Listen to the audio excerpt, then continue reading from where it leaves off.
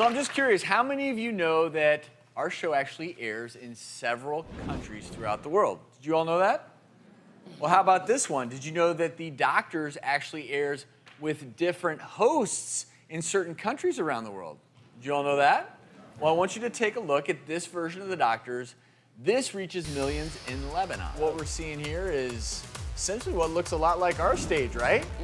Wow. But this is in Lebanon. Well, we have never water skied here. I'm a little bit. Wow. I'm kind of jealous. Hanging out in tubs and getting massages. Massages, nice. Wait a second. We got a. Oh, I need some gloves, guys. Oh, here we go. Okay, I can see what we're getting coming ready up. for us. Yeah. All right, we gotta do that. Very impressive. Oh, kind of contraption. And that the must be the pediatrician there. Huh? Yes. Well, the reason we're showing you that clip is we actually have a special guest with us today. It's Dr. Ibrahim Melki. He's one of the hosts of The Doctors Lebanon. We saw you in that clip. So, when you're hosting your guys' show, is it four doctors? Yes. Similar set? Almost. A little bit smaller. But we're four. We have our hunk.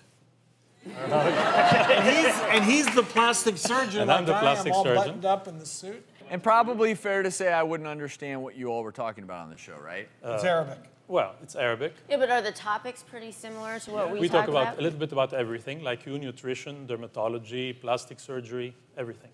We are doing a show today on emergencies. So while you're here, can you help us out answering some questions with an emergency situation? Sure. I came all over from there for this. Okay, are you ready? Yes. All right, Harry wrote into Facebook. He wants to know, what are some of the stranger things that your patients have used to treat cuts and or burns? Well, I've seen two things in Lebanon. People use coffee ground to stop the bleeding. And this is something that might work, but a little bit like Avitine. Maybe. It's got some texture to it. Yeah, but I don't know if it causes infection or not. It's not something I would recommend personally. It's like you said at the beginning, just pressure and then go to the emergency room. And for burns, we've seen weird things, butter, potato peels, honey, and toothpaste. So people do bizarre things with cuts and burns. And butter, no. But you know what? Honey, the reason people use honey is actually, there are now gauze bandages impregnated with honey because of its healing properties. It has antibacterial properties.